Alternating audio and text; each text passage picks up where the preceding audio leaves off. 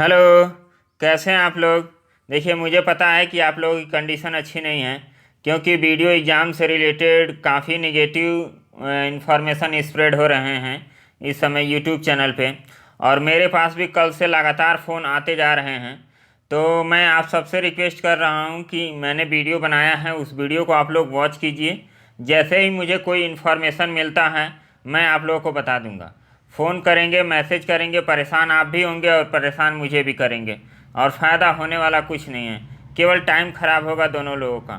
तो आप लोग भी शांति बनाए रखिए। जो होना होगा वो आयोग के द्वारा, यूपी ट्रिपल एस सी के द्वारा जो इसका निर्णय होगा, जो ये करना चाहेगा वो करेगा। अब देखिए क्या होता है क्या नहीं। कैलेंडर आ जाए उसके बाद सारी चीज़ें क्लियर होंगी, और कैलेंडर के अकॉर्डिंग चल जाएं तो बहुत बड़ी बात होगी। तो चलिए हम लोग रीजनिंग की प्रैक्टिस करते हैं। आप लोग भी पढ़ते रहिए, और कोई काम धंधा हो साइड में उसको भी स्टार्ट करते रहिए, उसको भी साइड साइड में करते रहिए, ताकि रोजी रोटी चलती रहे। मेन मुद्दा यही है, क्योंकि सरकारी एग्ज़ाम की तैयारी करना आज के समय में बहुत बड़ा चैलेंज हो गया है। एग्ज़ाम टाइम पे हो नहीं रहा है, हो भी रहा है तो धांधली हो जा रही है, एग्ज़ाम कैंसिल हो जा रहा है। तो आप लोग साइड बाय साइड कुछ करते रहिए और एग्ज़ाम की तैयारी करते रहिए। इस समय आप लोग यदि 5-6 घंटा भी आप लोग समय निकाल लेंगे पढ़ाई के लिए तो भी बहुत है। जब एग्ज़ाम डेट आप लोगों को पता हो जाएगा कि हाँ आ गया, तो आप लोग इसको 10-12 घंटा जम के पढ़िएगा। और हम भी आप लोगों के लिए पूरा उस समय क्या करेंगे, सपोर्ट करेंगे, जो भी हमसे बनेगा आप लोगों की हेल्प करेंगे। तो अभी आप लोग कुछ काम स्टार्ट कर रहे हैं या कर रहे हैं साइड में, तो उसको करते रहिए। और जो लोग केवल पढ़ाई पे फोकस कर रहे हैं तो आप लोग पढ़िए। आप लोगों के सामने रेलवे एग्ज़ाम है, एनटीपीसी है, ग्रुप डी है, लेखपाल है, बहुत सारी वैकेंसियां हैं, कोई ना कोई तो क्लियर होगा। तो आप लोग पढ़ते रहिए। बाकी यदि आप ज़्यादा जल्दी चाहते हैं नौकरी तो बैंकिंग फील्ड में जाइए। बैंकिंग में आप लोगों को बहुत जल्दी नौकरी मिल जाएगी। 6 महीना तैयारी यदि अच्छे से आप लोगों की हो गई तो बैंकिंग में आप लोग सिलेक्शन ले सकते हैं। तो आप लोग देख लीजिए कि आप लोगों को करना क्या है। बाकी आप लोग पढ़ते रहिए। मेरा तो यही सजेशन है कि आप लोग पढ़ाई मत छोड़िए, क्योंकि जो होना होगा वही होगा। हम लोगों के परेशान होने से कुछ होने वाला नहीं है। अब चलिए हम लोग रीजनिंग प्रैक्टिस करते हैं। इसमें ये रीजनिंग के क्वेश्चन आपके द्वारा पूछे गए क्वेश्चन हैं। आप लोग व्हाट्सएप पे रीजनिंग के क्वेश्चन भेजते हैं, उसी को हम आज सॉल्व करा रहे हैं। तो देखिए ये काफ़ी अच्छा क्वेश्चन है और इसको हम लोग सॉल्व करते हैं। इनइक्वलिटी का क्वेश्चन है, और इनइक्वलिटी का पूरा क्वेश्चन हम लोगों ने चैप्टर वाइज भी किया है इसका। तो जिसको कॉन्सेप्ट नहीं आता होगा वो कॉन्सेप्ट देख लेगा तो उसको क्लियर हो जाएगा। और वीडियो का एग्ज़ाम यदि डिले होता है तो मैं कोशिश करूँगा कि चैप्टर वाइज आप लोगों को पूरा कंप्लीट कर दूँ रीजनिंग। और बाकी आप लोग पीडीएफ देख ही रहे हैं, तो पीडीएफ लेके आप लोग प्रैक्टिस आराम से कर सकते हैं, तो आप लोगों के नंबर अच्छे आएंगे। तो चलिए इसको हम लोग सॉल्व करते हैं। अब देखिए यस और के, इसमें पहले एक कॉन्सेप्ट बता देते हैं। देखिए ये होता है एक फिगर इनइक्वलिटी में, ये और ये तीन ही फिगर आपको देखने को मिलेगा। इसी तीन को मिक्स करके एक ये बना दिया जाता है और एक ये बना दिया जाता है। तो इसका पूरा कॉन्सेप्ट क्या आता है इसको समझिए। हम जब भी कहीं एंट्री करते हैं तो इधर से एंट्री करते हैं, इधर से एंट्री हमारी नहीं होती है, इधर से एंट्री कर लेते हैं, इधर से एंट्री नहीं होती है। मतलब आप एक चीज़ में समझिए, ये ऐसे फिगर बना है, हमें इधर से जाना है, तो इधर से जाना है तो आप इधर से आराम से चले जाएंगे, आर पार हो जाएंगे।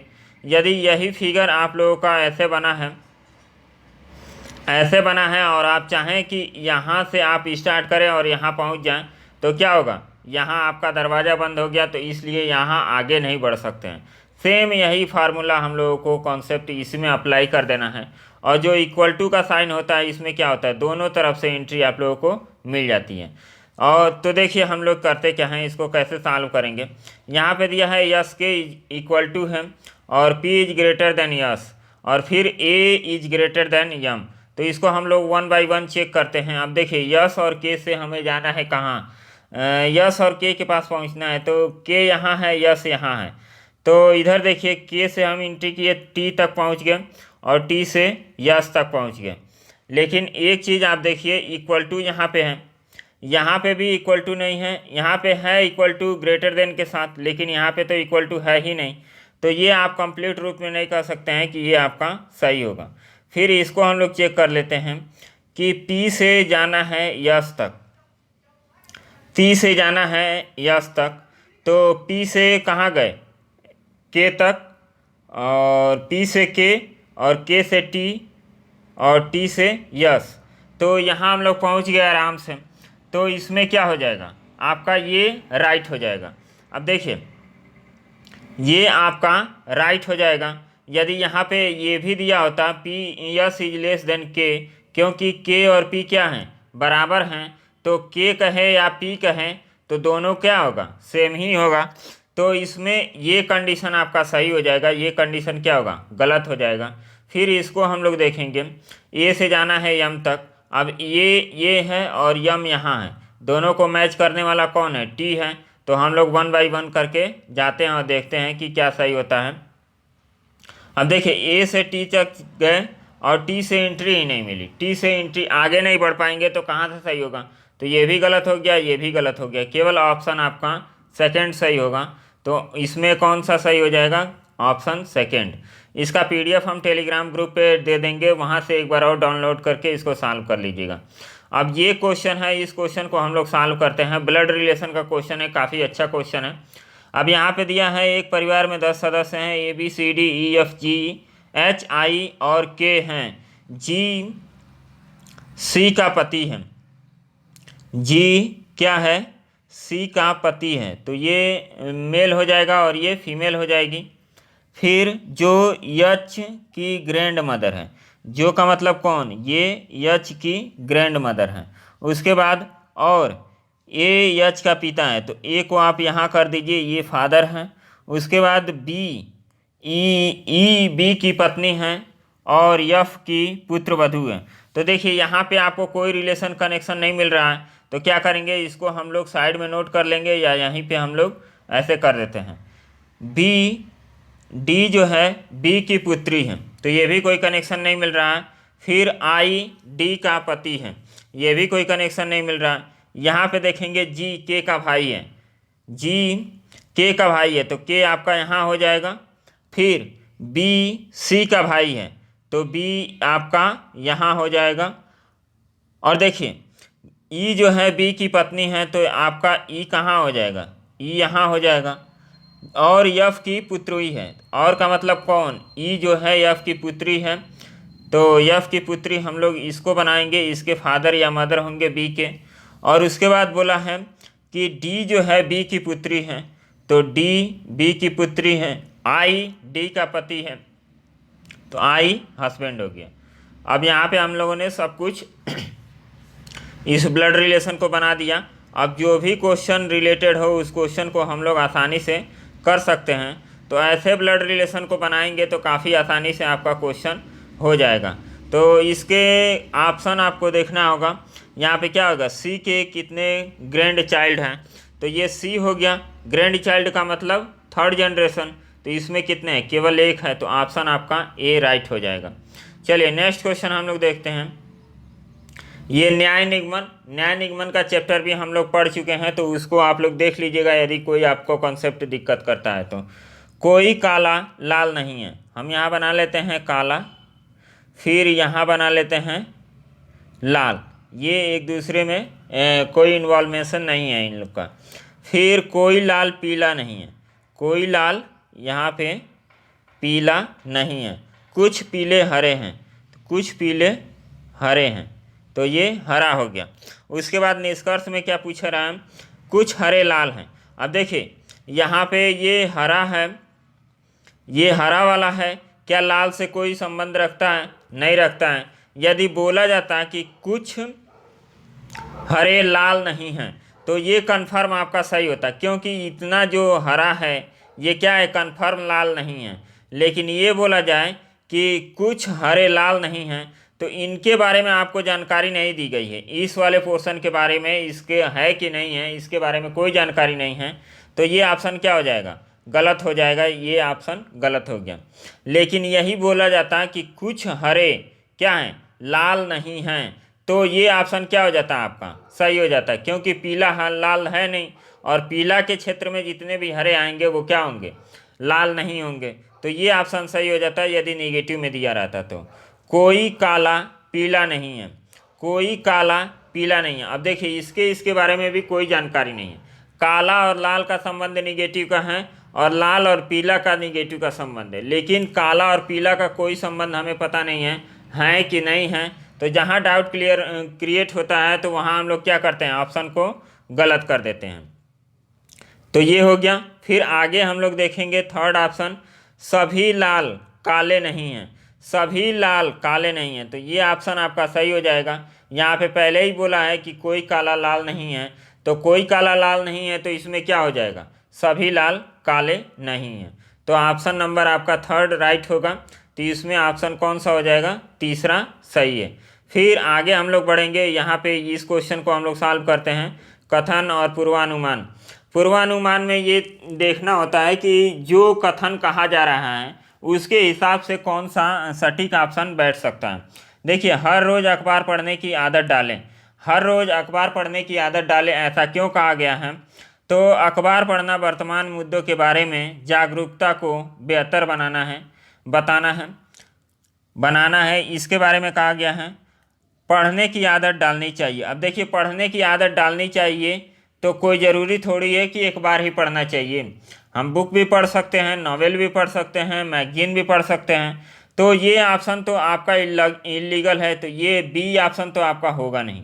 लेकिन ए ऑप्शन आप पूर्वानुमान लगाएंगे कि कोई हम काम कर रहे हैं उसका क्या रिजल्ट हो सकता है, ये हम पहले सोचेंगे तभी तो कोई काम करेंगे। तो यहाँ बोल रहा है कि अखबार पढ़ना चाहिए, रोज़ अखबार पढ़ना चाहिए। इसका मतलब क्या हुआ कि अखबार पढ़ने से क्या है, आसपास की जो घटनाएं घट रही हैं उसके बारे में हमें जागरूकता हो जाएगी। तो ए ऑप्शन आपका सही हो जाएगा। तो ऑप्शन नंबर ए आपका राइट हो जाएगा। नेक्स्ट क्वेश्चन देखिए। नेक्स्ट क्वेश्चन क्या है, यदि $P यहाँ पे दिया है, ये कोडेड ब्लड रिलेशन है, तो कोडेड ब्लड रिलेशन को हम लोग सॉल्व करते हैं यहाँ पे। अब चलिए देखिए, हम लोग इसको सॉल्व करते हैं कितना आसानी से, और ये सॉल्व हो जाता है। इसमें कुछ होता नहीं है, बस आपको ध्यान देना होता है कि कैसे हम लोग सॉल्व करेंगे। ए और बी में देखिए डॉलर का सिंबल बनाया गया है, तो हम लोग डॉलर का सिंबल का डॉलर करें, एट द रेट कहाँ है, एट द रेट ये है। तो पी और क्यू का मतलब क्या है, पी क्यू का पति है, पी क्यू का पति है। इसका मतलब ये बोला जा रहा है तो ए बी का पति है। तो ए हस्बैंड है किसका, बी का। उसके बाद बी और सी में डॉलर का संबंध है, तो डॉलर का मतलब क्या है, पी क्यू की माँ है, बी सी की माँ है, बी सी की माँ है, ये भी हो गया। फिर हैशटैग का मतलब क्या हो गया, हैशटैग का मतलब है पी क्यू का पिता है, मतलब सी डी का पिता है, तो ये पिता है किसका, डी का, ये भी हो गया। फिर परसेंटेज का मतलब क्या दिया है, पी क्यू का मतलब है कि पी परसेंटेज क्यू का मतलब है पी क्यू की बेटी है, डी जो है किसकी बेटी है, के की, तो डी बेटी है के की, तो के किसकी वाइफ हो जाएंगी, सी की वाइफ हो जाएगी। फिर आपका के और डॉलर दिया है, तो के और डॉलर का मतलब क्या कि पी क्यू की माँ है, तो के या यच की माँ है, तो के यच की माँ है, मतलब यच यहीं रहेगा। और यच के बारे में हमें कोई जानकारी नहीं है, तो बोला जा रहा है ए का यच से क्या रिलेशन है, तो ए का यहाँ पे का आ गया और से, तो ए का क्या हो गया। अब देखिए ए ये हो गए और ए के फादर ये हैं, और फादर के घर में जो होते हैं उनको हम लोग क्या कहते हैं, जैसे अपने पापा के पापा को हम लोग क्या कहते हैं, दादा या और दादा कहते हैं, और जो उनकी माता जी होती हैं उनको दादी कहते हैं। यदि अम्मा के साइड से देखा जाए, मम्मी के साइड से, तो मम्मी के फादर को क्या कहते हैं, नाना कहते हैं, और मम्मी के मदर को क्या कहते हैं, नानी कहते हैं। तो यहाँ पे ये पापा के साइड से जा रहे हैं, तो पापा के साइड से क्या हो जाएंगे, दादा हो जाएंगे। ऑप्शन नंबर सी आपका राइट हो जाएगा। नेक्स्ट क्वेश्चन, एक और ब्लड रिलेशन हम लोग करते हैं। यहाँ पे देखिए क्यू यस की इकलौती बेटी है, क्यू यस की इकलौती बेटी है, तो क्यू यस की इकलौती बेटी है, तो यस क्या है, यस के बारे में हमें कोई जानकारी नहीं है, लेकिन क्यू के बारे में जानकारी हो गई कि क्यू क्या है, बेटी है।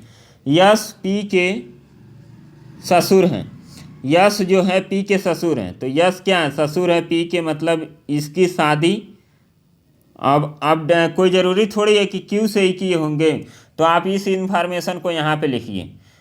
देखिए इसमें आप लोग पी यहाँ पे रख सकते हैं, लेकिन आपको डाउटफुल सिचुएशन हो सकता है, क्योंकि मान लीजिए कि कोई और लड़की होगी यस की, उससे पी की शादी हुई होगी, तो जहाँ डाउट क्रिएट करे उस ऑप्शन को हमने क्या करना है, अलग जगह नोट कर लेना है। इस तरह आप बना लीजिए।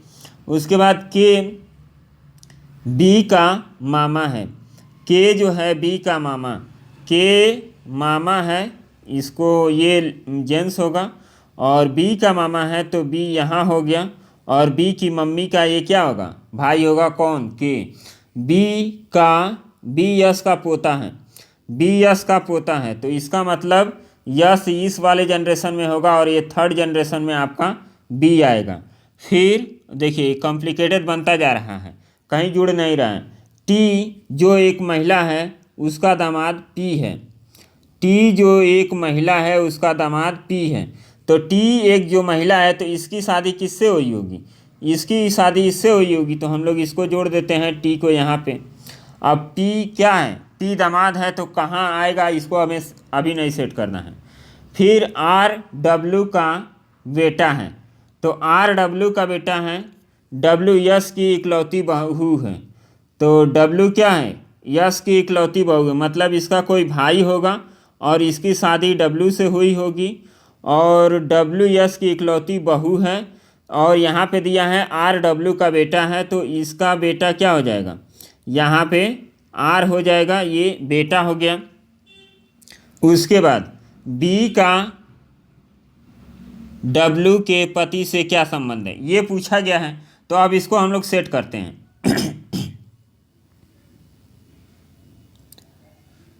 अब देखिए इसको हम लोग सेट कर सकते हैं, यहाँ पे इसके हस्बैंड को हम लोग बना सकते हैं ये पी, और जब ये सेट हो गया तो हम लोग क्या कर सकते हैं,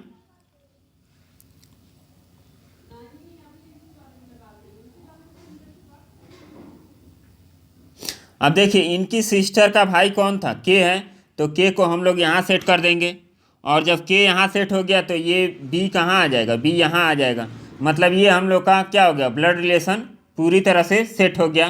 तो अब हम लोग इसका आंसर निकाल देते हैं, आंसर क्या होगा, तो आंसर देख लीजिए। देखिए ब्लड रिलेशन के जो क्वेश्चन होते हैं काफ़ी अच्छे क्वेश्चन बनते हैं, यदि उसको आप लोग टुकड़ों में नहीं करेंगे तो क्या हो जाएगा, गड़बड़ हो जाएगा। तो उसको देखिए हम लोग क्या करेंगे, बी का डब्ल्यू के पति से क्या संबंध है, ये बी है, बी का डब्ल्यू के पति से, डब्ल्यू के पति कौन है, के हैं, तो के क्या होंगे, तो का हमें संबंध बताना होता है, तो क्या का क्या है, अब पोता यहाँ बोला गया है, पोता का मतलब इसका भी जेंडर फिक्स है कि ये लड़का है, तो ये पोता मतलब बहन की लड़की, बहन की लड़की, बहन के लड़के को क्या कहा जाता है, भांजा कहा जाता है, तो ए ऑप्शन आपका राइट आंसर हो जाएगा। तो ये काफ़ी अच्छा ब्लड रिलेशन था, और इसको आप लोग ट्राई कीजिएगा, वीडियो पॉज करके पहले लगाने की कोशिश कीजिएगा, नहीं लगेगा तभी ये वीडियो देखिएगा। तो ये काफ़ी अच्छा ब्लड रिलेशन है। चलिए नेक्स्ट क्वेश्चन हम लोग करते हैं। अब यहाँ पे देखिए, परी कंपनी का असली ताज़ा नारियल का केस तेल खरीदें। अब देखिए ये विज्ञापन है, विज्ञापन में बोला गया है कि परी कंपनी का ताज़ा नारियल का केस तेल खरीदें, तो इसमें पूर्वानुमान लगाया गया है कि कोई अन्य कंपनी ताज़ा नारियल के केस तेल का उत्पादन नहीं करती है। तो ऐसा तो है नहीं कि एक कंपनी जिस प्रोडक्ट का उत्पादन करती है उस प्रोडक्ट को कोई नहीं उत्पादित करता है। हाँ ब्रांडिंग होती है अलग अलग, लेकिन ये कहा जा रहा है कि नारियल के तेल का कोई उत्पादन ही नहीं करता है, तो ये तो सरासर गलत हो जाएगा। लोग विज्ञापन को पढ़ते हैं और उस पर ध्यान देते हैं, ये आपका राइट आंसर हो जाएगा। अब देखिए ये विज्ञापन किया गया है, क्यों किया गया है, ताकि लोग पढ़ेंगे। यदि लोग पढ़ते नहीं विज्ञापन को तो विज्ञापन करने के फ़ायदे क्या होते हैं, तो ये केवल बी आपका ऑप्शन सही होगा, ऑप्शन नंबर ए आपका राइट आंसर हो जाएगा। नेक्स्ट क्वेश्चन देखिए, इसको हम लोग मैथमेटिकल इक्वेशन कहते हैं और इसको हम लोग सेट करेंगे। तो चलिए एक एक करके सेट करते हैं। अब ये है 600 और इस ऑप्शन को रखते हैं डिवाइडेड 20 और फिर +5 फिर -3 और ये बराबर आना चाहिए किसके, 32 के। तो इसको हम लोग डिवाइड करेंगे तो ये कितना हो जाएगा, ये हो जाएगा आपका 30 और इसको हम लोग सॉल्व करेंगे तो +2 32। तो पहला ऑप्शन आपका सही हो गया, काफ़ी इजी क्वेश्चन था। और इसको हम लोग सॉल्व करते हैं। देखिए ये भी आपके पूछे हुए डाउट हैं, तो यदि आपको भी कोई डाउट होता है तो आप लोग इस नंबर पे हमें सेंड कर देंगे तो हम आप लोगों को बता देंगे। 91 25 47 44 60 इस नंबर पे आप लोग सेंड कर दीजिएगा तो हम आप लोगों को अच्छे से बता देंगे या वीडियो में उसको सॉल्यूशन दे देंगे। अब देखिए ये क्वेश्चन आप लोग देखेंगे तो काफ़ी कॉम्प्लिकेटेड लगेगा, लेकिन है बहुत आसान। यहाँ पे 5 और 9 को मल्टीप्लाई किया गया है, तो 5 9 45, तो 45 यहाँ लिख दिया गया और 3 को यहाँ लिख दिया गया। इसी तरह 6 और 10 को मल्टीप्लाई किया गया, 60 यहाँ पे हो गया और 4 यहाँ पे हो गया। तो इसी लहजे से हम लोग क्या करेंगे, 11 और 7 को मल्टीप्लाई करेंगे तो 77 हो गया और 5 को आगे लिख देंगे तो आपका डी ऑप्शन राइट आंसर हो जाएगा। नेक्स्ट क्वेश्चन देखिए, ये अल्फ़ाबेट से रिलेटेड क्वेश्चन है और इसको हम लोग कैसे करते हैं। अंग्रेजी वर्णमाला के द्वितीय अर्धांश। द्वितीय अर्धांश क्या होता है? प्रथम अर्धांश होता है ए से लेके यम तक और द्वितीय अर्धांश होता है यम से लेके जेड तक। इस तरह होता है। तो हम लोग देखिए के अक्षरों को विपरीत क्रम में, मतलब इसको हम लोग विपरीत करेंगे तो ए से यम और फिर हो जाएगा जेड से यन, ये हमें करना है। इसको हम लोग ऐसे कर देंगे जेड से लेके यन तक, जेड से यन तक, ये हमारा पहला होगा और लास्ट वाला क्या होगा, ये होगा कंडीशन के अनुसार से। तो कौन सा अक्षर उस अक्षर के दाईं ओर 7वां अक्षर होगा जो कि बाएं छोर से 12वां। अब देखिए बाएं छोर से कौन है, 12वां है, और उसके बाद बाएं छोर से 12वां और बाएं छोर से 12वां और 12वां के बाएं इधर ही होगा तो 7वां। तो सबको जोड़ दीजिए तो मतलब क्या 19 आपका आ जाएगा। तो 19 कहाँ से होना चाहिए, बाएं छोर से 19वां वर्ड हमें देखना है। तो इसको देखिए काउंट हम लोग कैसे करेंगे, इसको हम लोग समझेंगे। यहाँ पे देखिए ए से आप यम तक जाएंगे तो कितने वर्ड होंगे, 13, और हमें 19 तक जाना है इधर से तो ये 13 हो गया। 13 के बाद जेड, जेड के बाद वाई, वाई के बाद एक्स, डब्लू, डब्लू के बाद डब्लू के बाद वी आता है, वी के बाद यू आता है। तो देखिए 13 14 15 16 17 18 19, तो 19 पे कौन आ रहा है, यू आ रहा है, तो यू आपका राइट आंसर हो जाएगा। तो इस तरह हम लोगों को करना है क्वेश्चन, काफ़ी आसान क्वेश्चन होते हैं इस टाइप के। इसको देखिए, यदि अंग्रेजी वर्णमाला में बाईं ओर के 5वें अक्षर से प्रारंभ करके 12वें अक्षर को क्या किया जाए, विपरीत क्रम में लिखा जाए, तो कौन सा अक्षर उस अक्षर के बाईं ओर 7वां होगा जो दाईं ओर से 14वां है। अब देखिए दाईं ओर से कितना है, 14वां है, और इसके बाईं ओर कितना, 7वां, मतलब कि पूछा कौन जा रहा है, 21वां वर्ड पूछा जा रहा है। कहाँ से, दाईं ओर से, दाईं ओर से 21वां वर्ड हमें पूछा जा रहा है। तो इधर से हम टोटल काउंट करके 21वें वर्ड को हम लोग निकाल देंगे तो आ जाएगा हमारा आंसर। लेकिन कंडीशन इसमें क्या है, इसको हमें देखना है। अंग्रेजी वर्णमाला में बाईं ओर के 5वें अक्षर, बाईं ओर के 5वें अक्षर ए बी सी डी और ई, ये 5वां हो गया, से प्रारंभ करके 12वें अक्षर को विपरीत क्रम में लिखा जाए और 12वें क्रम तक क्या किया जाए, विपरीत क्रम में लिखा जाए। तो आपको करना क्या होगा, इसको हम लोग डिटेल में समझ लेते हैं। तो देखिए C D E F G H I J K L M N O P P Q R S T U T W X Y Z. अब बोला है कि 5वां अक्षर और 12वां अक्षर तक, तो 5 1 2 3 4 5 6 7 8 9 10 11 12, मतलब पी तक। तो ई से लेके पी तक, इसको कलर चेंज कर लेते हैं। देखिए क्वेश्चन काफ़ी कॉम्प्लिकेटेड है, यदि नहीं समझेंगे तो क्या होगा, गलत करके आएंगे। तो ई से लेके और पी तक क्या करना है, उल्टा क्रम लिख देना है। ए से लेकर डी तक सही रहेगा, फिर क्यू से लेकर जेड तक सही रहेगा, लेकिन इस क्रम को हमें क्या करना है, ई से पी के जो अक्षर हैं उसको हमें उल्टे क्रम में लिख देना है। मतलब हमें काउंटिंग कहाँ से, डी के बाद पी आना चाहिए, उसके बाद ओ, फिर एन, यम, यल, ये से हमें निकालना है। तो आपको पूछा गया है कि आपको निकालना है दाएं छोर से 21वां, तो हम लोग निकालते हैं। देखिए 1 2 3 4 5 6 7 8 9 10, 10 हो गया। अब हम लोग काउंटिंग कहाँ से स्टार्ट करेंगे? 10 के बाद ये इधर आ जाएगा, तो 10 11 12 13 14 15 16 17 18 19 20 21।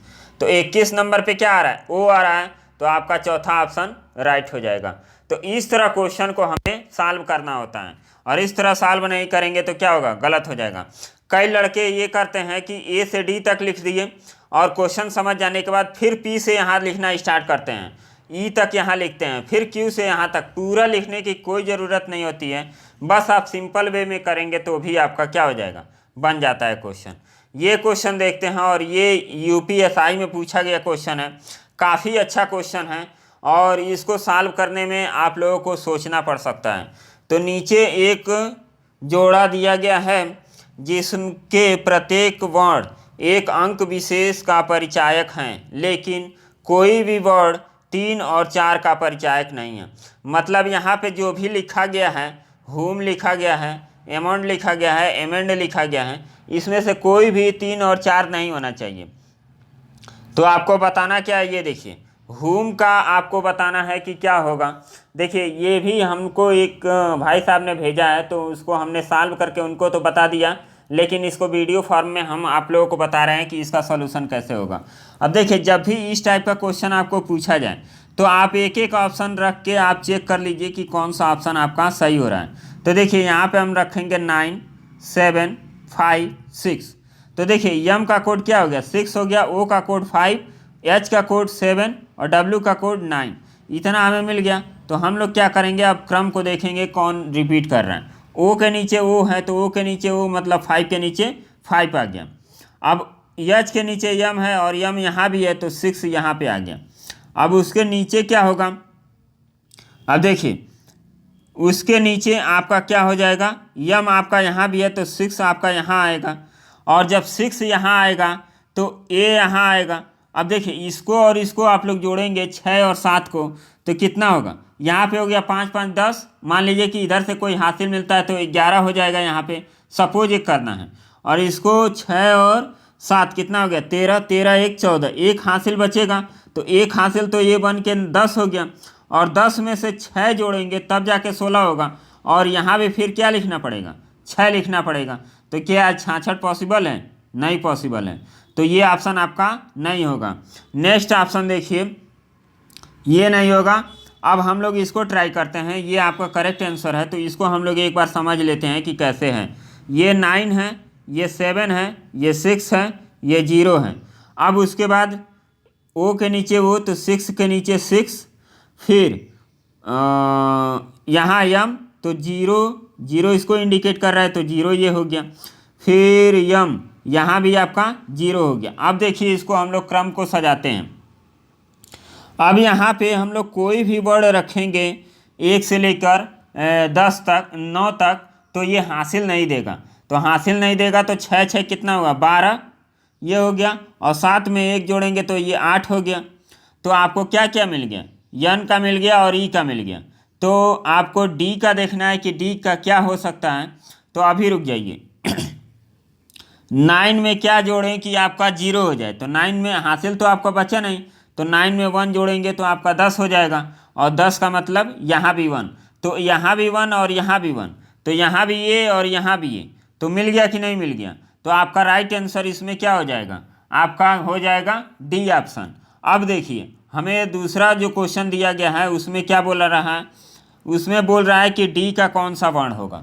अब देखिए, डी 2 तो होगा नहीं, क्योंकि 2 का कोड कौन हो गया? यन हो गया, तो 2 होगा नहीं। 5 हो सकता है। 6 देखिए, 6 भी आपका आ चुका है, ये ओ का कोड है, तो ये भी नहीं होगा। 8 क्या है? 8 आपका ई का कोड है, तो ये 8 भी नहीं होगा। तो बच क्या? 5। तो 5 आपका राइट आंसर हो जाएगा। तो इसका आपको ऑप्शन समझ में आ गया होगा कि इसको क्वेश्चन को हम लोग कैसे लगाते हैं। तो चलिए, हम लोग इतना ही क्वेश्चन था, और इस क्वेश्चन को हम लोगों ने अच्छे से लगाया है। देखिए, जिसको भी तैयारी अच्छे से करनी है वो मॉक टेस्ट ले सकते हैं। आपकी मर्जी है, आपको लेना है लीजिए, नहीं लेना है न लीजिए। पढ़ाई करना है तो अच्छे से कीजिए, नहीं तो देख रहे हैं गवर्नमेंट हम लोग के साथ कैसे खिलवाड़ कर रही है, और फिर हम लोग भी अपने साथ खिलवाड़ करेंगे तो फिर पढ़ाई हम लोगों की हो चुकी। नहीं, एग्ज़ाम होते रहेंगे, कैंसिल होते रहेंगे, और हम लोग ऐसे ही एक के बाद एक फ्रस्ट्रेशन का कारण हम लोगों को मिलता रहेगा। तो आप लोग ये मान के चलिए कि 6 महीना 7 महीना जो भी आप लोगों का टाइम है उसको अच्छे से यूटिलाइज कर लीजिए, पढ़ाई कर लीजिए, उसके बाद देखिएगा कि क्या होता है लाइफ में, क्या नहीं होता है। लेकिन आप लोग पढ़ाई मत छोड़िए, पढ़ाई करते रहिए। पढ़ाई करेंगे तभी आप लड़ने के काबिल होंगे। पहले अपने आप को शक्तिशाली बनाइए ताकि आप लड़ सकें। ऐसा नहीं है कि आप फ्रस्ट्रेट होके, डिमोटिवेट होके बैठ जाएंगे घर, तो ऐसे आप लड़ाई जीत सकते हैं। लड़ाई जीतने के लिए आपके अंदर एनर्जी होनी चाहिए, और इस एनर्जी को बनाए रखिए और अच्छे से मेहनत कीजिए। मॉक टेस्ट लेना हो तो आप लोगों को डिस्क्रिप्शन में हमने लिंक दे दिया है, सारा डिटेल दिया है, वहाँ से आप लोग मॉक टेस्ट ले सकते हैं। तो चलिए हम लोग मिलेंगे नेक्स्ट वीडियो में, तब तक के लिए बाय, धन्यवाद।